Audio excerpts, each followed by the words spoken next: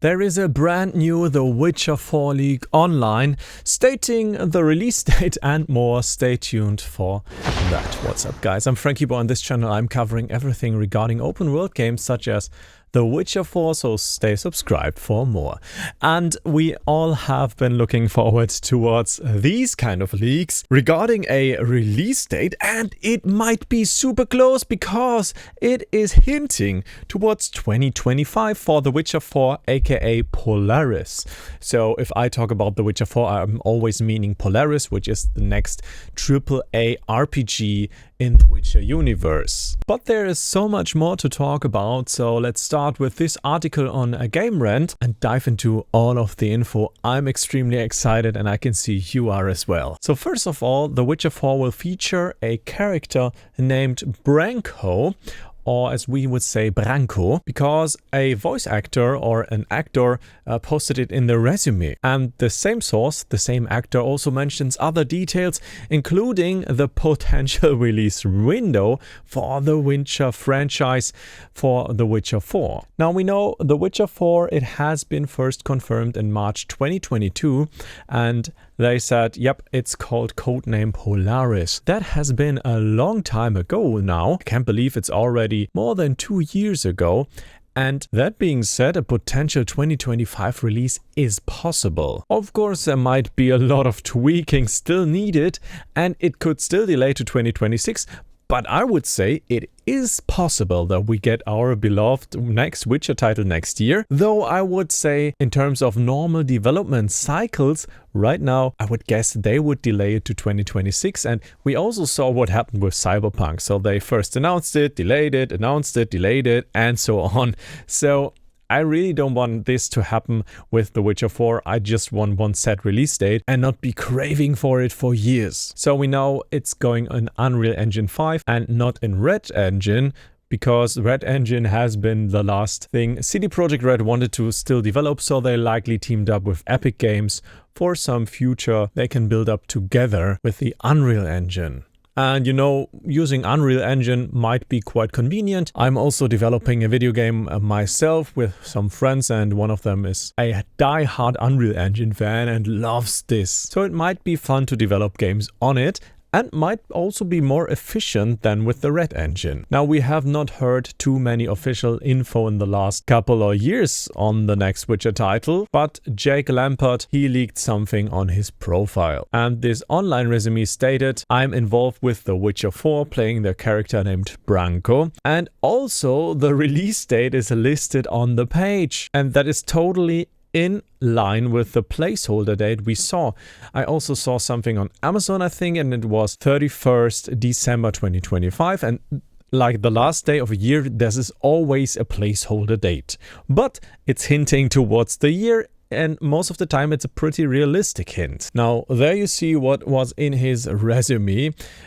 Date 2025. It's a video game by CD Projekt Red called The Witcher 4 Polaris, and the role is Branko, and the director is Kate Saxon. Now, Kate Saxon, she worked with CD Projekt since the late 2000s, so this is also like a very coherent leak, and it really sounds or looks like that it has been done accidentally. This is not just your basic 4chan leak where somebody can post anything, but it's a real info of a real voice actor involved in those projects for a long time. So this really seems like a blooper. So right now we know a release for The Witcher 4 is not impossible for 2025. We also know since late 2023, half of the staff of CD Projekt Red is working on the next project. So this means at least 600 people working on The Witcher 4, which is a lot of persons to coordinate, but also a lot of manpower to develop a game. Right now it is also rumored that the development of The Witcher 4 Polaris started even before we knew about the project in 2022. It might have been already in development since the release of Cyberpunk, and they just didn't tell us in the official charts.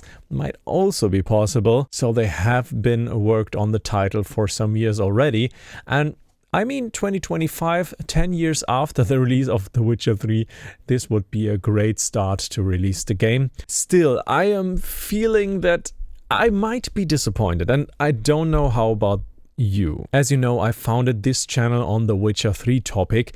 I love The Witcher 3, it's my favorite game, most favorite of all times, and I still think it might be hard to hit that spot and to beat that title. I mean, Cyberpunk wasn't able to beat The Witcher 3 in terms of my favorite game, but that also depended on the setting. Since I love dragons, monsters, witchers, everything supernatural in combination with a medieval feeling, a medieval setting, and this is what The Witcher 3 gives to me, and I think, yeah, this is the best game that I ever played. But it might be also possible that The Witcher 4 can't beat that, because my expectations right now are sky high, and my expectations might be the reason why I might be disappointed with the next The Witcher title. So let's see where that leads, and let's not set our expectations too high. And I mean, with the next-gen updates and all the stuff they put into the game right now, the game really has developed. The game has also changed. The mods are coming out like crazy, as you guys might have noticed. The Red Kit really changed The Witcher 3. I just recently made a video about it. If you didn't see that already, check it out, where I showcase some of the new mods, where you can create story mods, environmental mods. Everything is now easily possible at your fingertips to develop yourself a Witcher game, or like a Witcher quest, which are coming out in many bunches. I mean, just look at this sheer beauty of the game, and this is a game almost 10 years old. Of course, with the relevant next-gen update, this is kind of an unfair comparison if you compare it to, like, I don't know, Assassin's Creed Black Flag or so. This is unfair, of course, because of the updates, but of course other publishers or developers would have been in the position to also develop next-gen updates themselves for their old games. And if you take a look at Skyrim modded as well, you will see, yeah, you can really mod a game so it looks nice still today. I mean, there are limitations to it, of course, because at some point, like, you can't change anything in a game and expect it to work flawlessly anymore. But I think The Witcher 3 really did a great job on long-term service, on long-term replayability, and replayability, of course, in general, with the New Game Plus, all the things you can find in the world. And still today, after, like, I think 500 hours in The Witcher 3, I still find things I didn't yet notice, I didn't yet see. So I'm still happy to explore the world and find something new I did not yet encounter myself.